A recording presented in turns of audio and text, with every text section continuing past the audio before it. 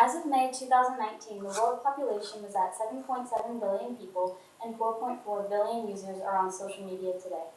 Social media and gaming plays a huge part in our everyday lives and can change the lives of young teens whether we like it or not.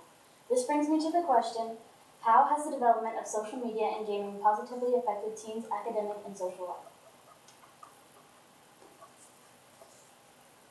Facebook is one of the first social media platforms and is still used to this day.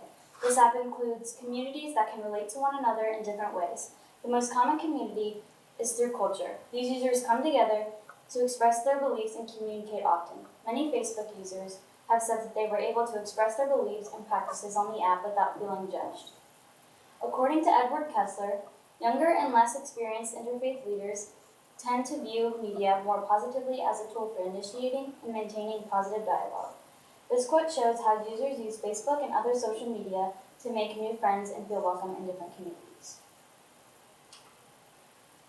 Through gaming and social media apps, teens create friends from across the world. By doing this, brings some teens out of their shell to live a happier life. Skills are also collected, such as concentration, devotion, and strategizing. These skills can be easily acquired and can be used often in school. Writer Dave Parak says that it has been easier to make friends than it is right now, mainly thanks to social media. Because of Dave Parak's professional knowledge about technology and social media, this deems him to be a credible source. Video games need total concentration, skill, and strategy to master. Teens spend hours a day mastering video games and gaining many helpful skills without even realizing. Strategies used in gaming are often used in teamwork while on sports teams or doing group work in class. Most parents will say that phones and social media are bad for teens and will get them nowhere in life. Teachers are refraining to use technology in classrooms and limit teens' ability to learn. A lot of students say that doing school-related games and using computers helps them learn better. This graph shows that over 70% of students asked said that technology helped them achieve their academic outcomes. This shows that the development of new technologies continues to help students of all ages and continues. It is a problem for parents and educators to keep their kids away from social media and gaming because it is blocking them off from the rest of the world and shielding them from experience such as creating new friendships, quick searches for educational purposes, communications with teachers, and learning skills such as strategizing, literacy, communication, and focus.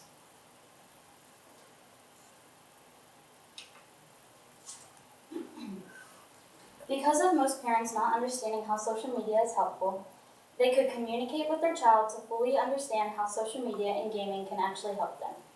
Limitations of this is that some teens try to stay closed off towards their parents and won't tell the full truth. Another solution is that parents can monitor their teens to make sure they're not accessing any inappropriate images or media that is a danger to them. Limitations to this are that social media has billions of users and it is hard to keep certain images off of some media. One last solution is that schools' resources regarding technology and public internet, they could access computers or tablets to have games that help them learn and understand the content more. Limitations to this solution is that a lot of schools do not have the money or resources to collect tablets or computers, but they could easily collect sponsors from the community and raise fundraisers to get the tablets and computers.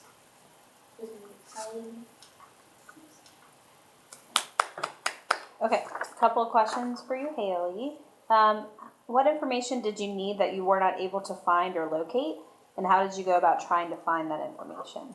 I needed more specific statistics on the effect on educational purposes of technology and gaming, and I couldn't find them, but the graph that I used really helped because it brought in a new perspective of the students and how they felt how gaming helped them through their academics. And then your second question would be, what might be the real-world implications or consequences of your findings, and what are the implications to our community? This relates to our community because a lot of the teens at the school even are say that using technology and gaming these days really helps them understand, like even elementary schools, at the elementary schools, they use games like with math games and stuff, and that really helps them. So helping them, and then you feel like that's kind of the broad answer to that first part of the question, the real world implications, that it would just help them academically. Yeah. Okay.